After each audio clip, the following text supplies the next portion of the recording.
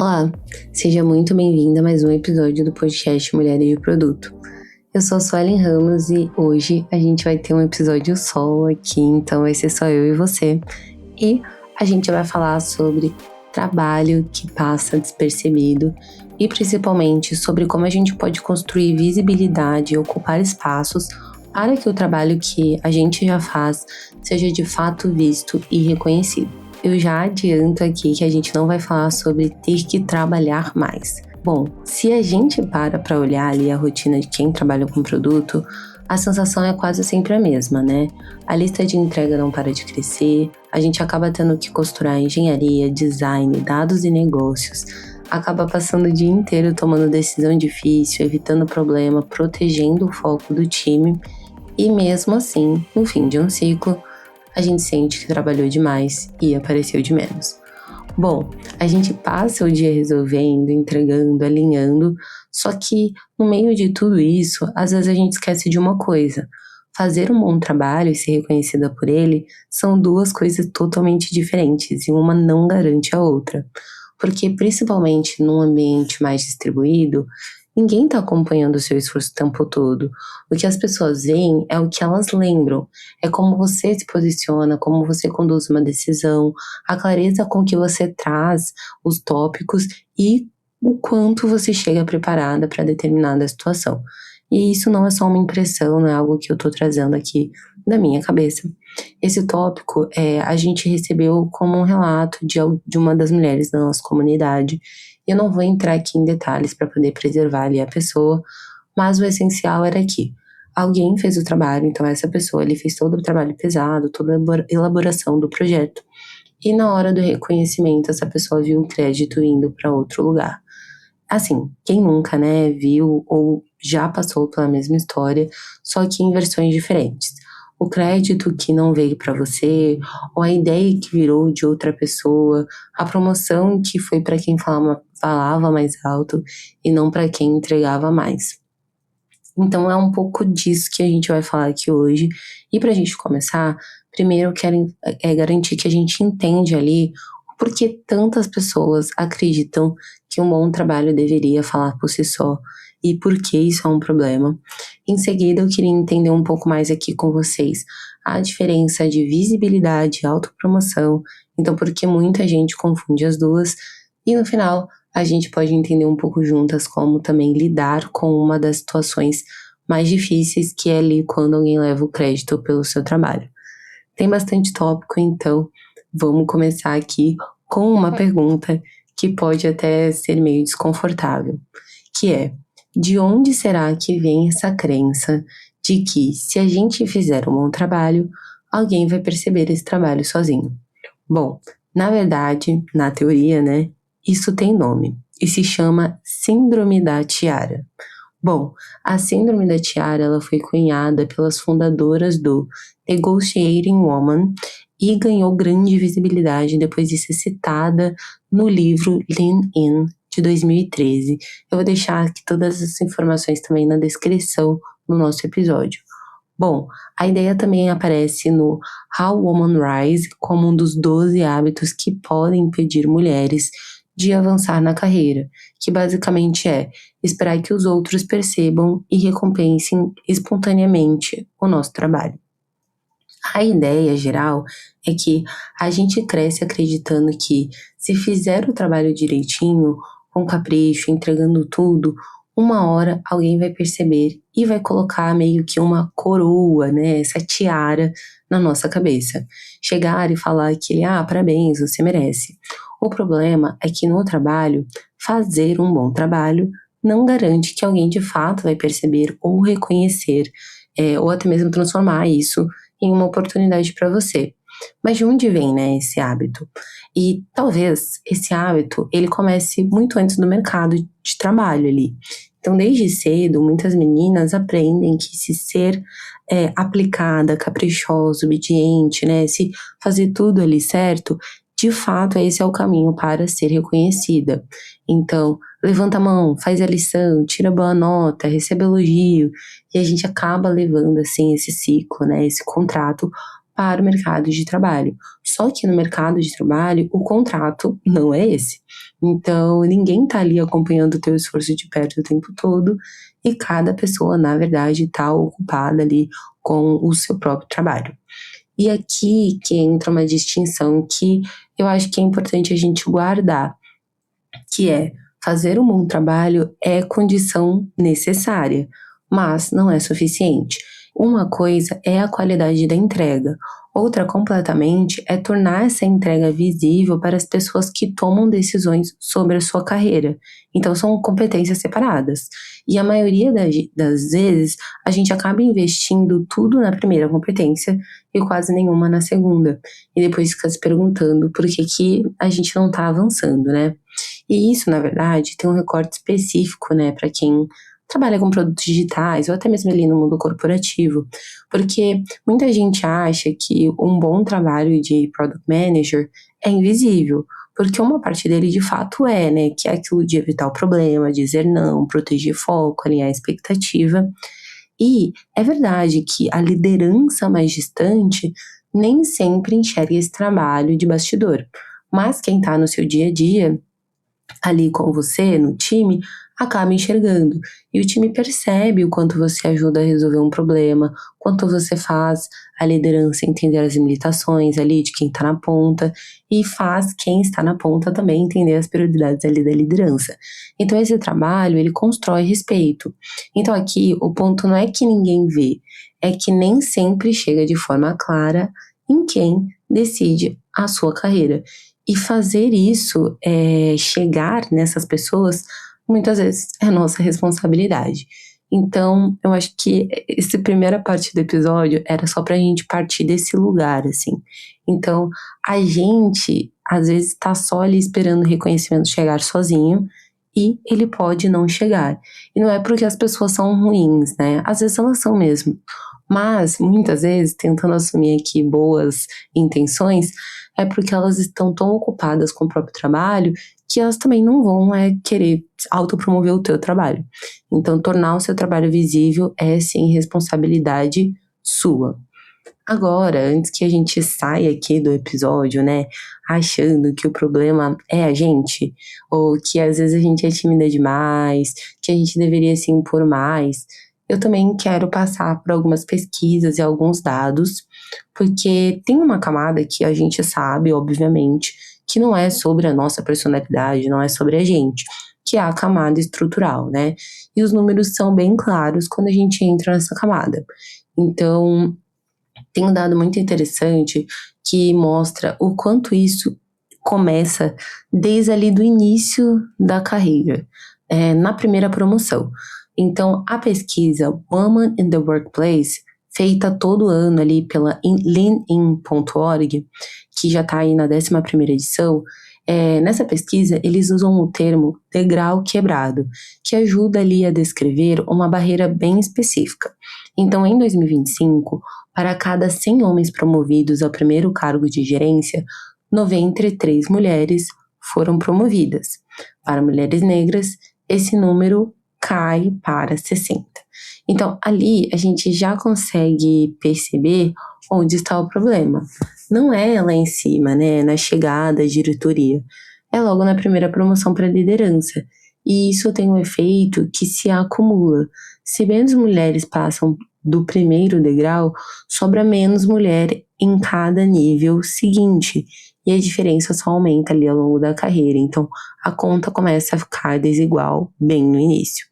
E parte disso tem a ver diretamente com a visibilidade e apoio. Então, essa mesma pesquisa mostra que no começo da carreira, menos mulheres têm um sponsor, né? Que seria ali um padrinho, uma madrinha, um mentor, alguém sênior ali advogando essa mulher nos bastidores.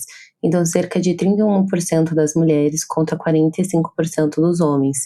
E quem tem esse apoio acaba sendo promovido quase 2 vezes mais.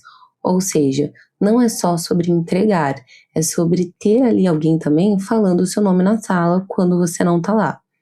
Tem um segundo dado, que é um estudo dos economistas de Harvard e da Wharton, eu não vou arriscar aqui o nome deles, mas esse estudo foi publicado na Quarterly Journal of Economics de 2022.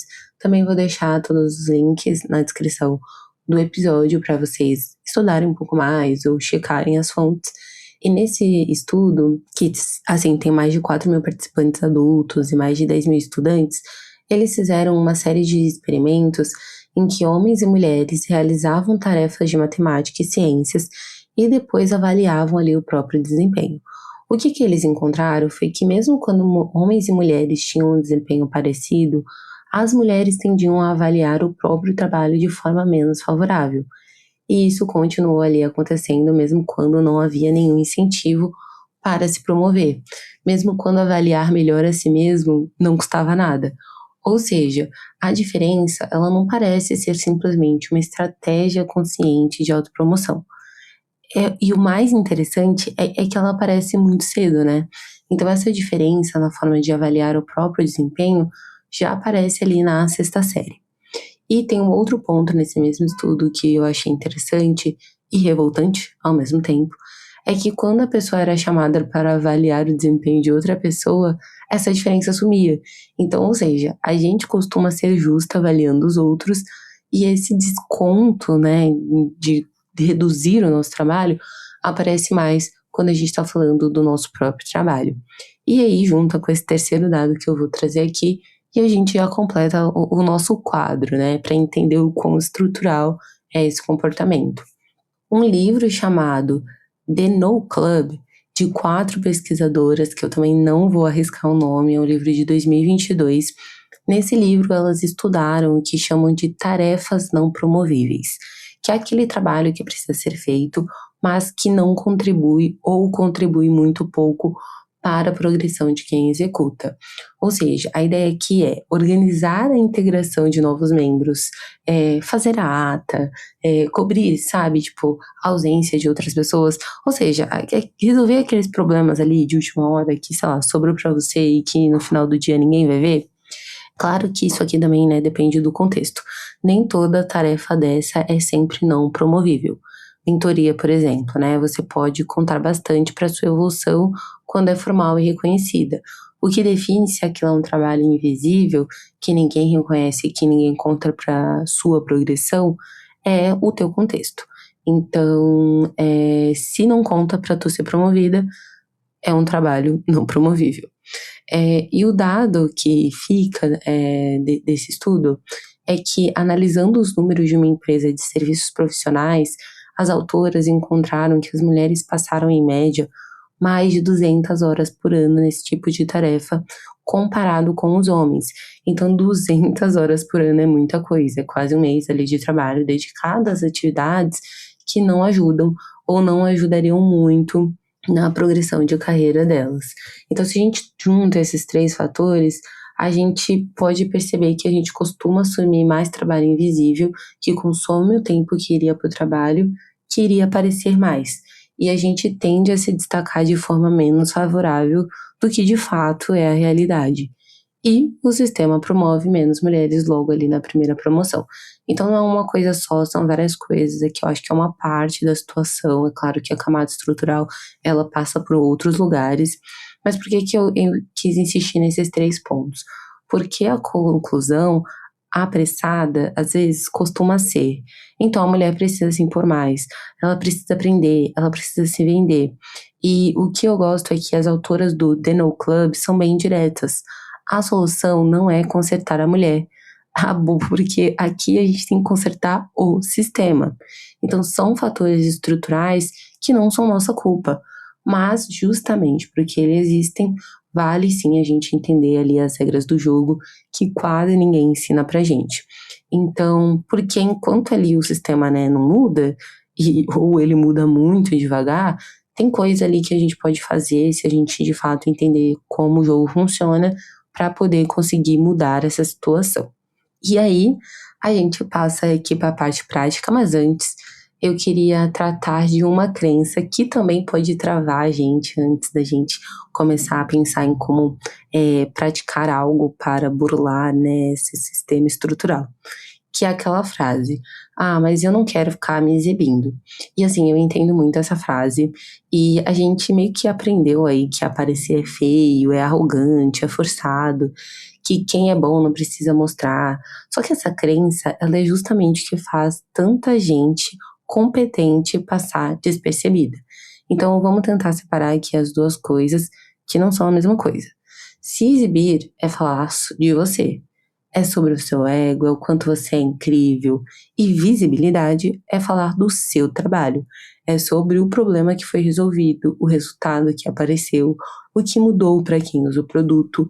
Uma é sobre você, a outra é sobre a informação. E é assim que eu quero que a gente reenquadre isso. Então, visibilidade não é vaidade. Visibilidade é dar para as pessoas certas a informação que elas precisam para tomar uma decisão boa sobre você e sobre o seu trabalho. E com boa aqui eu quero dizer informada. Porque quando você esconde o que você fez, você não está sendo humilde. Você está deixando a liderança decidir promoção, projeto, orçamento com informação incompleta. E quem paga por essa informação incompleta, adivinha só, é você. Então, pensa aqui comigo. Se a sua líder não sabe que foi você que evitou determinado problema, ela não está sendo injusta de propósito, ela só não tem essa informação. Se ela decide quem vai liderar o próximo projeto importante com base no que ela enxerga, e ela não enxerga o seu trabalho, então você já perde ali antes de começar. Tornar o seu trabalho visível é melhorar a qualidade das decisões que são tomadas sobre a sua carreira. E tem uma comparação que faz sentido para quem é de produto. Você não lançaria um produto bom sem contar para ninguém que ele existe, certo? Sem documentação, sem comunicação, esperando ali que as pessoas descobrissem sozinha. Eu sei que existe, né, esse tipo de lançamento. Mas vamos supor que você está fazendo o go-to-market ali. O go-to-market é uma comunicação de marketing. É claro que você tentaria fazer um discovery, você tentaria contar uma história para poder mostrar o valor ali do produto que você está lançando. Só que com o próprio trabalho, a gente não faz isso. A gente simplesmente faz o ao contrário. E mais uma coisa que também eu acho importante a gente tirar do caminho antes de ir para dicas mais práticas, é que a gente não precisa virar outra pessoa para poder fazer essa questão da autopromoção.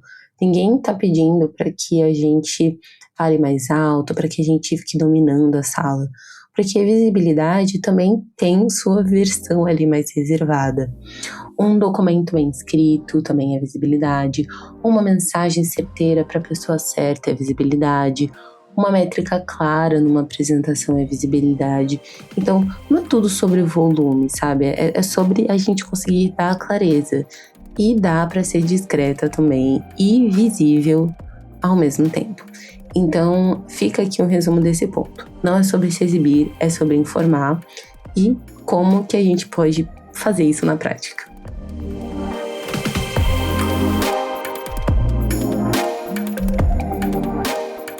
Se você está gostando do podcast, está gostando do nosso conteúdo, para entrar em contato com a gente é só mandar uma DM no Instagram. Mas se você preferir o e-mail, manda um e-mail aí para podcast@mulheresdeproduto.com. E também você pode apoiar a gente de diversas formas, seguindo a gente no seu agregador de podcast mais favorito, ouvindo pela sua plataforma favorita e também deixando like e entrando aí pro Clube MDP.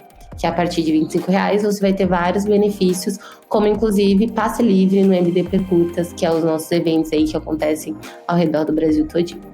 Vem pro clube e continua ouvindo a gente.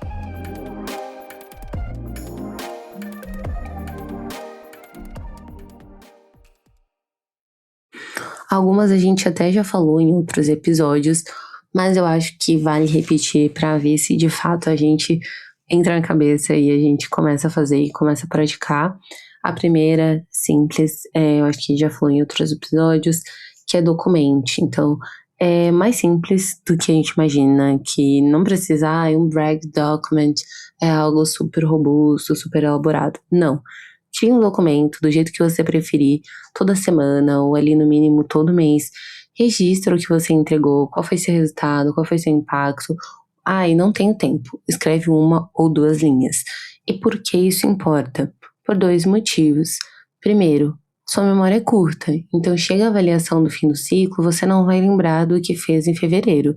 E aí você acaba entregando uma autoavaliação abaixo do que merece.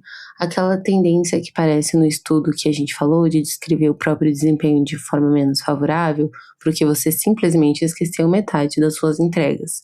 E o segundo motivo é porque uma das autoras que escrevem a síndrome da tiara que a gente falou também recomenda fazer isso, que é manter um registro ali do trabalho com os projetos, os elogios de cliente, o número que você gerou, porque isso vai virar evidência. E na conversa de promoção de salário, você não chega com, eu acho que eu fui bem. Você chega com dados, você chega com informação. E uma dica para quem é de produto, guarde os números, o antes e o depois. Então, quanto tempo de um fluxo caiu, quanta redução subiu, qual desperdício você evitou. Número é a linguagem que a liderança de produto entende e é o que sobrevive quando outra pessoa tenta contar a sua história com as palavras dela. A segunda dica é conseguir comunicar o resultado e não o seu esforço. Aqui a gente pode cair num erro muito comum, eu faço isso com frequência, inclusive, que é a gente comunicar o quanto que a gente trabalhou. Por exemplo, nossa, foi uma semana intensa, virei à noite, foram, sei lá, 1000 reuniões. Isso não impressiona ninguém, e às vezes, na verdade, pode até atrapalhar, passando ali uma impressão de que você não tá dando conta. Então, a dica aqui é a gente tentar inverter. Em vez de falar do esforço, é falar o que mudou com a sua ação. Então, em vez de falar, nossa, eu trabalhei muitas horas nesse projeto, a gente pode falar, esse projeto destravou tal coisa do usuário e o número foi esse. E aí o esforço passa a ser sobre você. O resultado é sobre o impacto, e impacto é o que fica na cabeça de quem está tomando ali decisão. Terceiro, gerenciar a relação com a liderança e alinhar ali o que é sucesso. Isso também faz muita diferença e eu acho que a importância aqui é fazer isso com intenção.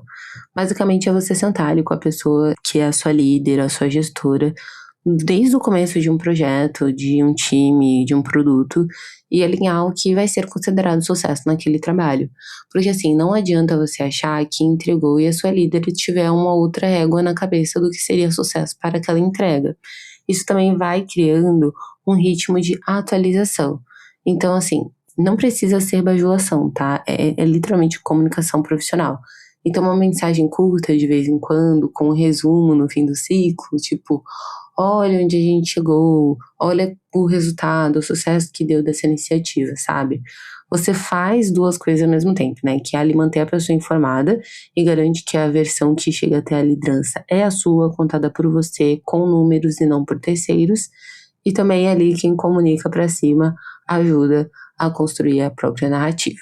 A próxima dica é reivindicar o crédito na hora, quando estiver ali numa reunião mesmo. Que aqui é para aquele momento em que você fala uma ideia, ninguém reage, 5 minutos depois um colega fala a mesma coisa e todo mundo acha excelente. Você reconhece e incomoda. Então, duas coisas aqui. A primeira é falar em nome próprio, sem pedir desculpa. Repara quantas vezes a gente começa com talvez seja bobagem mais, ou eu não sei se faz sentido. Isso acaba enfraquecendo ali a própria fala antes mesmo de falar. Corta isso e fala a sua ideia. E essa aqui já é uma dica direta pra mim, porque eu acabo usando muito esse de não sei se faz sentido, talvez seja uma ideia boba.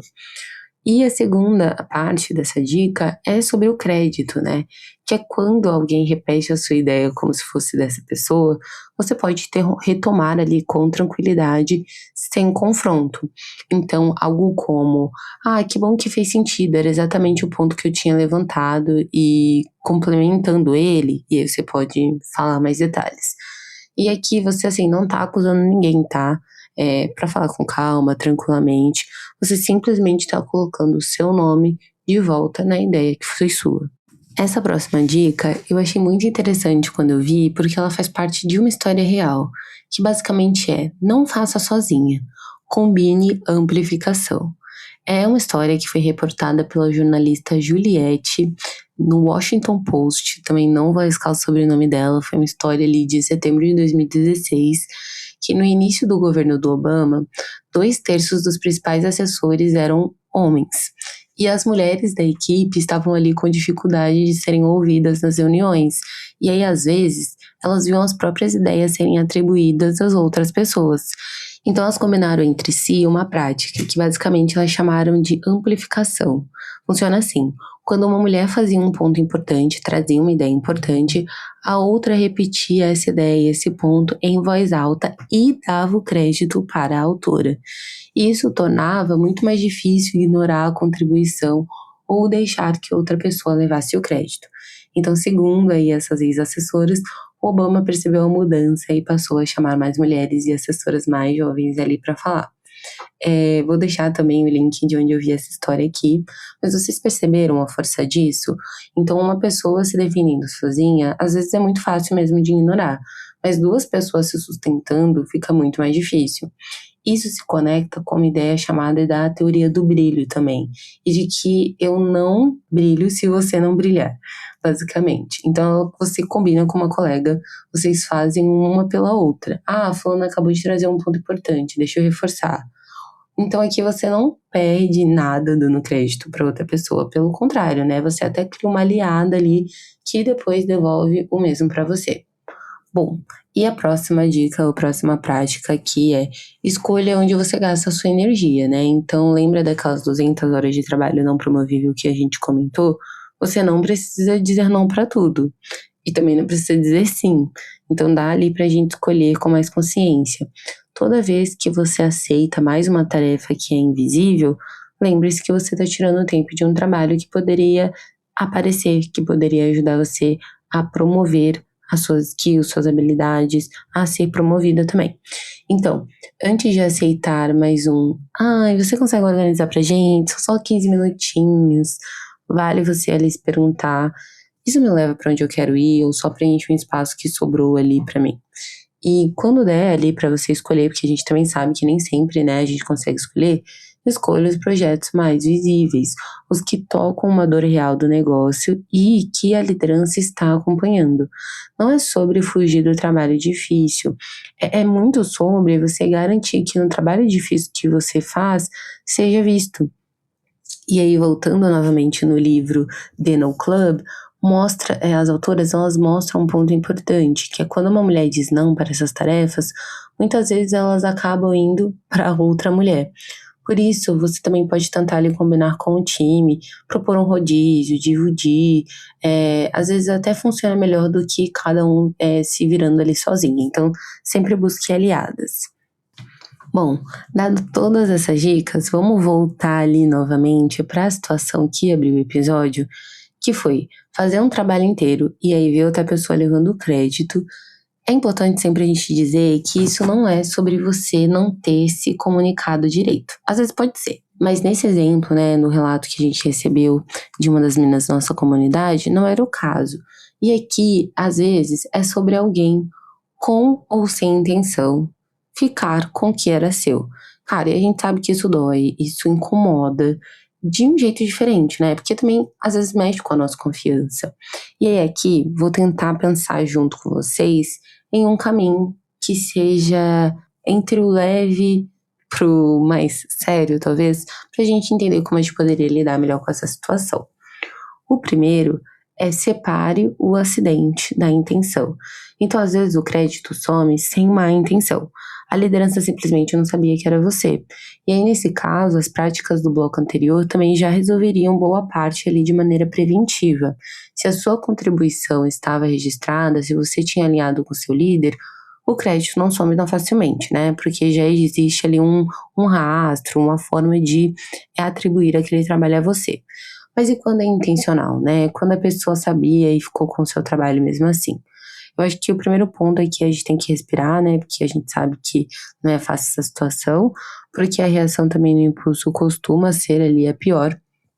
A gente sabe que a vontade às vezes é de explodir, de engolir, ou até mesmo não falar nada.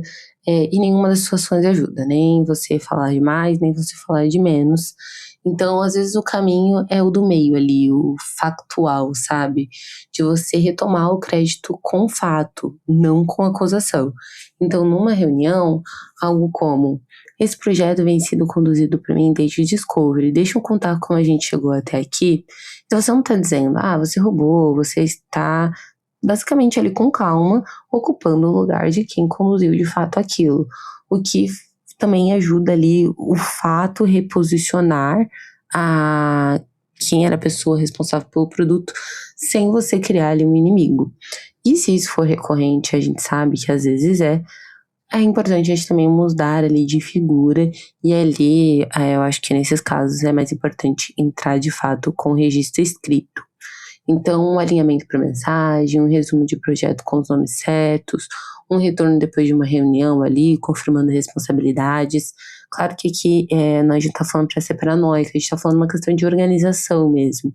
Porque no nosso trabalho corporativo, o escrito é o que protege.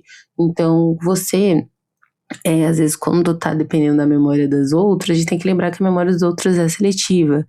E claro, se isso persistir, é uma conversa direta com a liderança e ali sempre mostrando fatos e números. Bom, é isso. E eu quero terminar voltando ali para a pergunta que abriu esse episódio. Você já trabalhou muito e sentiu que ninguém percebeu? Se você já passou por isso, eu quero que você saia daqui com algo em mente. O problema nunca foi você não trabalhar o suficiente. Você provavelmente até trabalha demais. O que faltou não foi esforço, foi tornar o esforço visível e não fazer isso sozinha. Então o reconhecimento nem sempre vai chegar sozinho, como a gente falou, mas isso não é uma notícia ruim. A gente tem que saber ali às vezes jogar o jogo. Então lembre-se de não esperar ou apenas torcer ou depender de alguém reparar. Esse é um momento em que a gente acaba tendo que ser ativa, porque a gente sabe que isso é algo estrutural e que estruturalmente as coisas demoram para mudar. Bom, eu quero ouvir de você. Vem aqui, participa nas nossas redes sociais, comenta com a gente. Você já recebeu um puxão de tapete? Como foi? O que você faria diferente? E se esse episódio fez sentido para você, compartilha com outra mulher, segue a gente nas redes sociais, @mulheres de produto no Instagram, LinkedIn e aqui no Spotify também. A gente se vê no próximo episódio.